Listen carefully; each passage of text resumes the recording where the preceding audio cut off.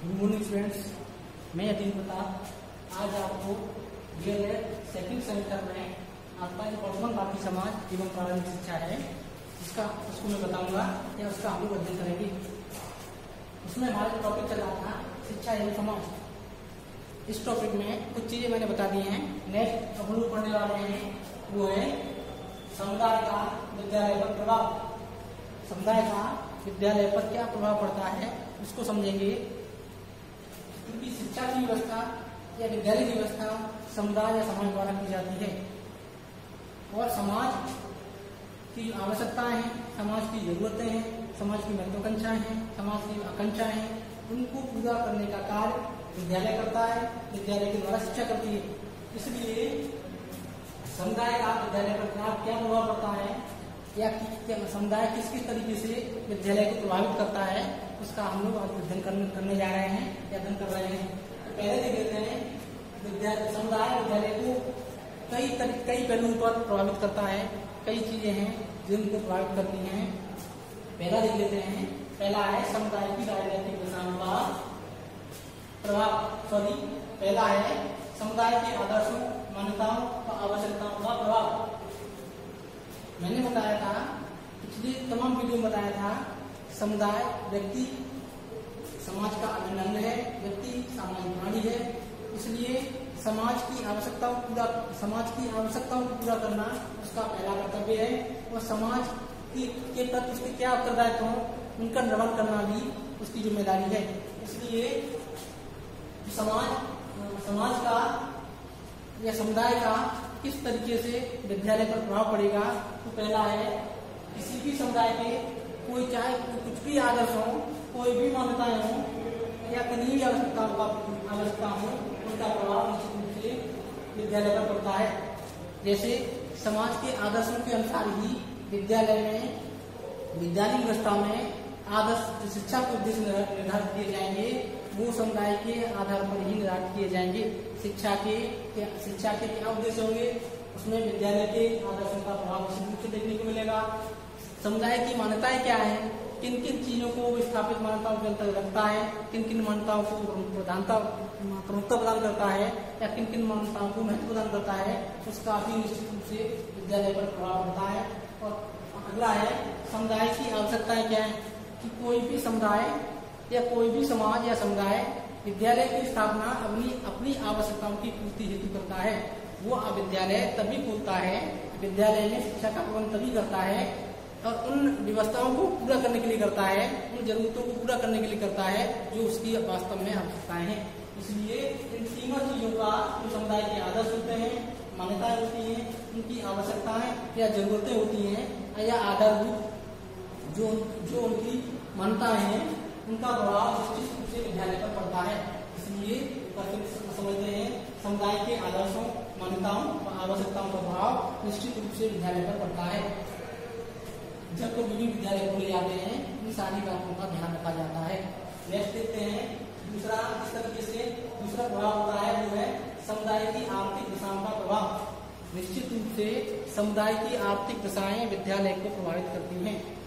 यदि विद्यालय की आर्थिक दशाएं बहुत अच्छी हैं तो वहाँ पर उच्च कोटि के विद्यालय देखने को मिलते हैं, जिसमें सभी प्रकार की शिक्षा, सभी विषयों की शिक्षा या विभिन्न प्रकार के उन्नत जो विषय होते हैं उनकी शिक्षा व्यवस्था भी देखने को मिलती है। जबकि जिन समुदायों की आर्थिक स्थिति बहुत अच्छी नहीं होती है या आर्थिक स्थिति कमजोर होती है, उन समुदायों में जो विद्यालय स्थापित किए जाते हैं उतने उच्च कोटि के उन्नत किस्म के देखने को नहीं मिलते हैं और उनमें शिक्षा व्यवस्था भी उतनी बेहतर देखने को नहीं मिलती है। इस प्रकार से हम कह सकते हैं कि समुदाय की आर्थिक दशाओं का विद्यालय पर निश्चित रूप से प्रभाव पड़ता है। नेक्स्ट देखते हैं वो है समुदाय की राजनीतिक दशाओं का प्रभाव। समुदाय की जो पॉलिटिकल एरा होता है, पॉलिटिकल दशाएं होती हैं, उनका प्रभाव भी निश्चित रूप से विद्यालय पर पड़ता है। अर्थात समुदाय की राजनीतिक दशाएं विद्यालय को प्रभावित करती हैं। जैसे यदि किसी समुदाय में उस समुदाय के जो नेता होते हैं, उस समुदाय की राजनीति होती है, उनमें परिवर्तन आता है, सत्तारूढ़ दल किसी समुदाय से चला जाता है, उसी समुदाय के विरोधी समुदाय के जो नेता होते हैं सत्तारूढ़ होते हैं, वैसी स्थिति में विद्यालय जब निर्मित किए जाते हैं उनका प्रभाव निश्चित रूप से देखने को मिलता है। इसलिए राजनीति का प्रभाव, समुदाय की राजनीति का प्रभाव विद्यालयों पर निश्चित रूप से पड़ता है। इसी प्रकार से उनके जो करिकुलम होते हैं, जो उनके पाठ्यक्रम होते हैं, शिक्षण विधियाँ होती हैं, शिक्षा के उद्देश्य होते हैं, वो भी कहीं न कहीं चेंजेस, उनमें भी कहीं न कहीं चेंजेस आते हैं। इस तरीके से इन सारी बातों का या राजनीतिक दिशाओं का विद्यालय पर प्रभाव पड़ता है। नेक्स्ट है समुदाय के गुण और दोषों का प्रभाव। ये देख लेते हैं, समुदाय के अंदर तमाम तरीके के समुदाय जिनकी व्यक्तियों का एक संघ होता है, व्यक्तियों का एक संगठन होता है। उस संगठन के अंदर उच्च कोटि के, उच्च आदर्शों वाले, उच्च मान्यताओं वाले, उच्च चरित्र वाले व्यक्ति देखने को मिलते हैं। अर्थात जिन समुदायों में आदर्श चरित्र या अच्छे लोग रहते हैं, चरित्रवान लोग रहते हैं, शिक्षित लोग रहते हैं, उन समुदायों में विद्यालय निश्चित रूप से उन्नत किस्म के देखे जाते हैं, बेहतरीन देखे जाते हैं। उनमें शिक्षा के उद्देश्य भी उच्च कोटि के होते हैं, शिक्षण विधियां भी प्रभावपूर्ण होती हैं। ठीक इसके विपरीत जिन समुदाय के अंदर जो व्यक्ति होते हैं, जो मानव होते हैं, या जो व्यक्तियों का समूह होता है, उनमें वो बेहतर नहीं होते, उनमें आदर्श व्यक्ति नहीं होते, उनमें तमाम तरीके के दोष पाए जाते हैं। उस स्थिति में विद्यालय व्यवस्था पर भी उनका निश्चित रूप से प्रभाव पड़ता है। इस प्रकार से हम लोगों ने समुदाय का विद्यालय पर क्या प्रभाव पड़ता है उसको देखा। एक बार फिर जल्दी से देख लेते हैं। उसमें कुछ बिंदु बनाए गए हैं। उनमें है, पहला है समुदाय के आदर्शों, समुदाय के आदर्शों, मान्यताओं व आवश्यकताओं का प्रभाव। दूसरा है समुदाय की आर्थिक दशाओं का प्रभाव। तीसरा है समुदाय की राजनीतिक दशाओं का प्रभाव। चौथा है समुदाय के गुण या दोषों का प्रभाव। ये निश्चित रूप से विद्यालय को प्रभावित करता है, या विद्यालय व्यवस्था में जो शिक्षा है उसको प्रभावित करता है। आगे देखते हैं वह विद्यालय का समुदाय पर प्रभाव। विद्यालय का समुदाय पर क्या प्रभाव पड़ता है इसको समझेंगे। इससे पहले हम देख लेते हैं, शिक्षा एक सामाजिक प्रक्रिया है। और शिक्षा क्या है? एक सामाजिक प्रक्रिया है और व्यक्ति एक सामाजिक प्राणी है। इसलिए शिक्षा प्राप्त करने के लिए शिक्षा में निरंतर परिवर्तन होते रहते हैं, और ये परिवर्तन सामाजिक परिवर्तन के अनुरूप होते हैं।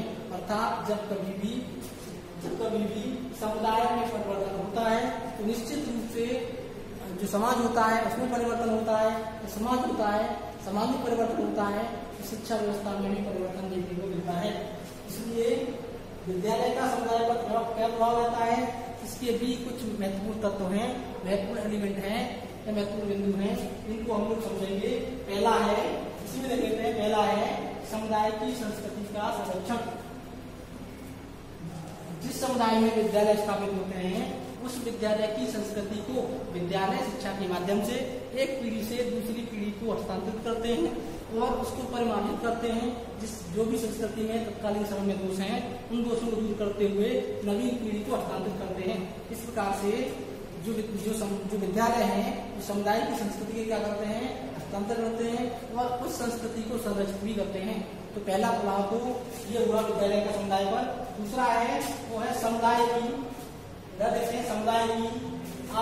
आवश्यकताओं और मांगों की पूर्ति। इसको देख लेते हैं। समुदाय की उस समय तत्कालीन समय में क्या मांगे हैं, क्या जरूरतें हैं, क्या आवश्यकताएं हैं, उनकी पूर्ति भी विद्यालय ही करता है। अर्थात विद्यालय अपनी व्यवस्था, अपनी शिक्षा को इस प्रकार से संचालित करता है जिससे जो समुदाय की मांगे हैं, आवश्यकताएं हैं, उनकी पूर्ति की जा सके। जैसे एग्जाम्पल ले लेता हूं मैं एक, जैसे वर्तमान समय में तकनीकी प्रौद्योगिकी का युग है और इस युग में समाज की सबसे बड़ी आवश्यकता दुनिया के साथ कदम से कदम मिलाकर चलने की है। इसलिए किसी भी समुदाय में उसकी जरूरतें जो हैं, उसकी आवश्यकताएं और मांगे हैं, वो तकनीकी शिक्षा की हैं, प्रौद्योगिकी की हैं। विद्यालय व्यवस्था के द्वारा इन आवश्यकताओं को पूरा विद्यालय द्वारा किया जाता है। इसलिए समुदाय की इस आवश्यकता को पूरा करने के लिए विद्यालय ही सक्षम होते हैं। नेक्स्ट है वो है समुदाय के भावी स्वरूप को निर्धारित करना। विद्यालय का प्रमुख कार्य समुदाय के आकार एवं स्वरूप को निश्चित रूप से आकार देना होता है, उसको प्रभावित करना होता है। किसी भी समाज या किसी भी समुदाय समुदाय का आकार क्या होगा, उसकी संरचना क्या होगी, उसमें जो परिवर्तन आते हैं वो किस प्रकार से होंगे, वो भी विद्यालय ही तय करता है। विद्यालय अपनी शिक्षा के माध्यम से छात्रों के अंदर ऐसे गुणों को संचालित करता है, ऐसे गुणों से उनको परिपूर्ण करता है, ताकि जो सदस्य समुदाय के हैं, जो वाला समुदाय के हैं, वो किस प्रकार से नए समाज और नए समुदाय को आकार देंगे और उसको व्यवहार देंगे। ये भी क्या है, ये भी विद्यालय ही पूरा होता है। नेक्स्ट देखते हैं, वो है समुदाय की व्यवसाय प्रगति, समुदाय की व्यवसाय और औद्योगिक प्रगति। किसी भी समुदाय का प्रथम कार्य होता है वो अपने जीवन के लिए जो आवश्यकताएं हैं उनको पूरा करना, अर्थात प्रत्येक समुदाय की प्रथम आवश्यकता होती है अपने भावी जीवन के लिए उसकी जो आवश्यकताएं हैं उनको किस प्रकार से पूरा किया जाए। इसलिए उस समुदाय में व्यवसायिक शिक्षा और दूसरा किस प्रकार से उनको व्यवसायिक शिक्षा दी जाए, किस प्रकार से उनके उद्योग धंधों को प्रगति दी जाए, जो उसकी आजीविका के साधन है, किस प्रकार से उनके औद्योगिक क्षेत्रों में प्रगति की जाए, ताकि वो अपनी आवश्यकताओं को, अपनी दैनिक जरूरतों को, अपनी रोजी रोटी को स्वयं चला सके। इसको प्रभावित करने का सबसे बड़ा कारण है विद्यालय। नेक्स्ट देखते हैं, ठीक है, ये पूरा हुआ। इसके बाद देखते हैं अब वो है विद्यालय समुदाय केंद्र के रूप में, अर्थात विद्यालय को समुदाय का केंद्र बिंदु किस प्रकार से माना जाए, समुदाय केंद्र किस प्रकार से माना जाए। इसके कुछ कारण हैं, इसके दो महत्वपूर्ण कारण हैं, उसको देख लेते हैं। पहला है समुदाय को विद्यालय के निकट लाना। किस प्रकार से समुदाय को हम विद्यालय के निकट ले जाएं, ताकि समुदाय की आवश्यकताओं को, उनकी जो जरूरतें हैं उनको, उनकी जो आकांक्षाएं हैं उनकी जो महत्वाकांक्षाएं हैं उनको विद्यालय समझ पाए और उस समुदाय की इन सारी जरूरतों को पूरा कर पाए। तो पहला है, इसके अंदर कुछ बिंदु हैं जिनके माध्यम से हम लोग समझेंगे। पहला है अभिभावक शिक्षक संघ की स्थापना करना। मैंने इस पूरे टॉपिक को आप लोगों को पढ़ा दिया है, इसका स्ट्रक्चर क्या था, उनकी कार्यशैली क्या है, उनके गुण क्या है, उनके दोष क्या है, सारी चीजें बताती हैं। लेकिन फिर भी हम क्या करते हैं, समुदाय के अंदर जो विद्यालय है उन विद्यालय में शिक्षक एवं अभिभावक संघ की स्थापना इस उद्देश्य से की जाती है, ताकि समुदाय की जो आवश्यकताएं हैं, समुदाय की जो जरूरतें हैं, समुदाय की जो महत्वाकांक्षाएं हैं, उनसे विद्यालय के शिक्षकों, प्रधानाचार्यों, छात्रों की कठिनाइयों से शिक्षकों एवं प्रधानाचार्यों को परिचित कराया जा सके और समाज की आवश्यकताओं से भी या समुदाय की आवश्यकताओं से भी विद्यालय को परिचित कराया जा सके, ताकि विद्यालय अपनी शिक्षा के माध्यम से उन जरूरतों को पूरा कर पाए। दूसरा है, इसके अंदर दूसरा देखते हैं, समुदाय के सदस्यों को आमंत्रित करना। तमाम विद्यालयी शैक्षिक कार्यक्रम होते हैं, विद्यालय के अंदर तमाम पाठ्येतर कार्यक्रम होते हैं।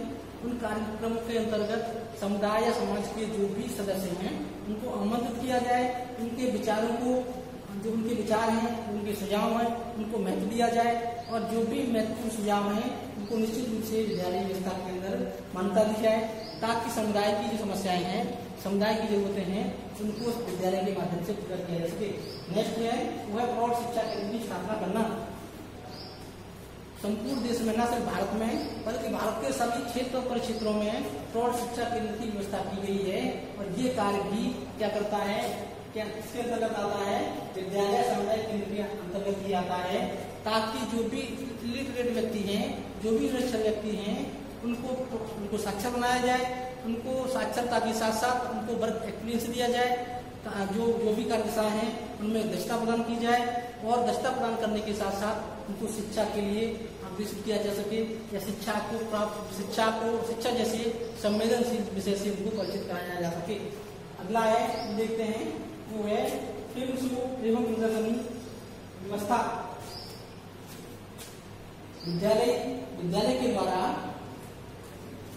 क्या किया जाए, विद्यालय के द्वारा जो भी सामाजिक तत्व है, सामाजिक बातें हैं या समुदाय से संबंधित जो भी विशेषताएं हैं और जो भी समुदाय की जो गुण है, जो समुदाय की संस्कृति है, जो समुदाय की आवश्यकताएं हैं, जो समुदाय की मान्यताएं हैं, उनसे संबंधित विद्यालय के अंदर फिल्म शो किए जाए और साथ साथ के प्रदर्शनी की भी व्यवस्था की जाए, ताकि विद्यालय को समुदाय केंद्रित रूप में विकसित किया जा सके। नेक्स्ट है वो है स्थानीय उत्सवों और त्योहारों को मनाना। इसके अंतर्गत समझते हैं हम लोग जो भी लोकल स्तर पर या स्थानीय स्तर पर जो भी त्योहार होते हैं, जो भी उत्सव होते हैं, वो विद्यालय के अंतर्गत नियमित रूप से मनाए जाने चाहिए, ताकि समुदाय और विद्यालय में विद्यालय एक दूसरे के निकट आ जाए और एक दूसरे की आवश्यकताओं को समझते हुए उनकी पूर्ति कर सकें। इस प्रकार से हम लोगों ने विद्यालय समुदाय के रूप में पहला था विद्यालय को समुदाय को विद्यालय के निकट लाना, ये पूरा होता है। नेक्स्ट दूसरा इसी के अंदर दूसरा पार्ट है वह विद्यालय को समुदाय के निकट लाना। अब इसको किस प्रकार लाया जाएगा, अर्थात विद्यालय को क्या व्यवस्था की जाए कि वो समुदाय के निकट आ जाए। इसके लिए कुछ कार्य करने हैं, वो है पाठ्यक्रम समाज या समुदाय की आवश्यकताओं के अनुकूल बनाना। जो भी करिकुलम तैयार किए जाएं वो समाज या समुदाय की जो भी आवश्यकताएं हैं, जो भी जरूरतें हैं, उनके हिसाब से तैयार किए जाएं, ताकि विद्यालय को समाज के निकट लाया जा सके। दूसरा है वो है उपयुक्त शिक्षण विधियों का प्रयोग। उपयुक्त शिक्षण विधियों का प्रयोग, उपयुक्त शिक्षण विधियों का प्रयोग, इसको देख लेते हैं। विद्यालय को समुदाय के निकट लाने के लिए जो टीचर्स की जो टीचिंग मेथड्स हैं, शिक्षण विधियां हैं, उनमें निश्चित रूप से चेंजेस आने चाहिए। शिक्षण विधियां समुदाय के अनुकूल ही होनी चाहिए।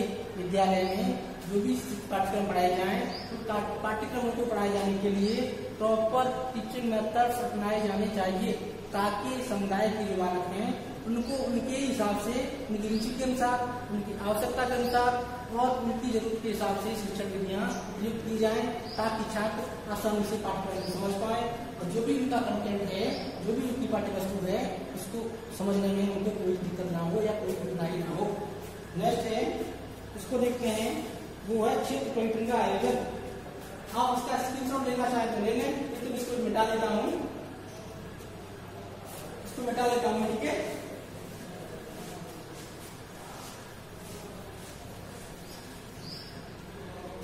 क्षेत्र पर्यटन का आयोजन, तीसरा है यहाँ पर क्षेत्र, इसी में आगे लिखता हूँ, ठीक है। क्षेत्र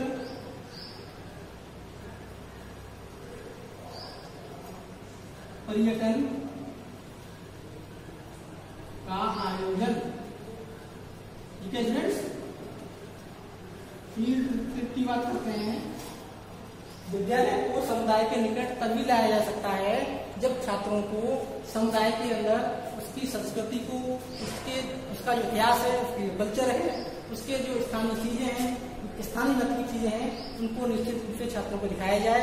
अर्थात समुदाय की संस्कृति को, समुदाय के ऐतिहासिक महत्व के तमाम हिस्ट्रिकल बिल्डिंग है, उनको समुदाय की तमाम जो भौगोलिक स्थितियां हैं, उनको दिखाने के लिए क्षेत्र पर्यटन का निश्चित रूप से आयोजन किया जाना चाहिए, ताकि विद्यालय को समुदाय के निकट लाया जा सके। नेक्स्ट है, वो है, मैं बता देता हूँ उसको, इसमें आगे चल रहा है, इसको लिखते चले आप लोग, ठीक है। अगला है, वो है समाज सेवा समूह का निर्माण। समाज सेवा संघों का निर्माण, संघों का निर्माण, इसको देख लेते हैं। विद्यालय को समुदाय के निकट लाने के लिए यह बहुत आवश्यक है कि विद्यालय के अंदर समाज सेवा समूह का निर्माण किया जाए। अर्थात समाज में तमाम तरीके के जन कार्य किए जाते हैं या जो भी सामाजिक कार्य किए जाते हैं, उनका एक संघ बनाया जाए और संघ के माध्यम से वो सारे कार्य कराए जाएं, जैसे वृक्षारोपण का कार्य, श्रमदान का कार्य, और इससे भी ज्यादा स्वास्थ्य से संबंधित जो लोग स्वास्थ्य से संबंधित जो भी सुविधाएं होती हैं, वो भी विद्यालय के माध्यम से, विद्यालय समूह के माध्यम से जनता तक पहुंचाई जाए। साफ सफाई का कार्य भी इन समूहों द्वारा कराया जाए, ताकि विद्यालय को समुदाय के निकट लाया जा सके। अगला है, इसको देखते हैं, वो है साक्षात्कार द्वारा सूचना एकत्रीकरण। नेक्स्ट है साक्षात्कार द्वारा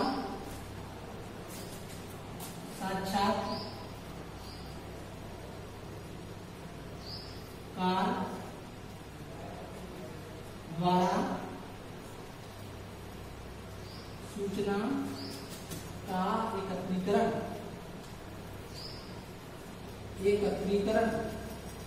ठीक है स्टूडेंट्स। ये समाज से संबंधित या समुदाय से संबंधित जो भी सूचना है उनको छात्रों के साक्षात्कार के माध्यम से प्राप्त किया जाए और उन सूचनाओं के या जो भी तक सूचना प्राप्त हुई है उन पर विद्यालय स्तर पर कार्य किया जाए, विद्यालय के बच्चों से उनका कार्य कराया जाए, जिससे विद्यालय को समाज के या समुदाय के निकट लाया जा सके। नेक्स्ट है वो है सामाजिक शिक्षा की व्यवस्था। सामाजिक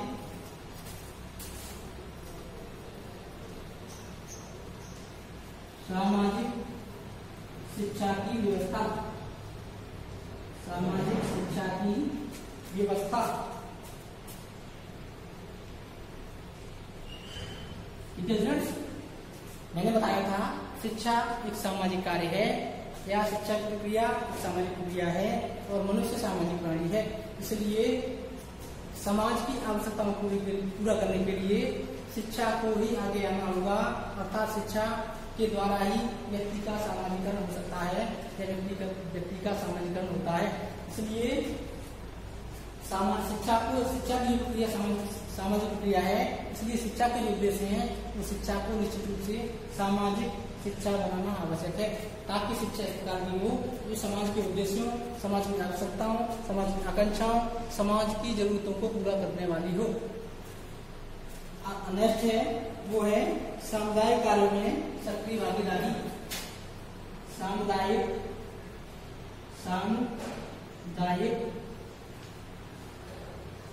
कार्यों में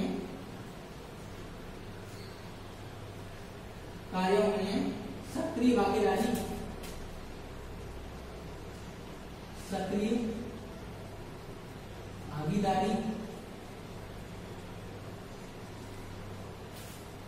इसको समझ लेते हैं। जितने भी सामाजिक कार्य हैं,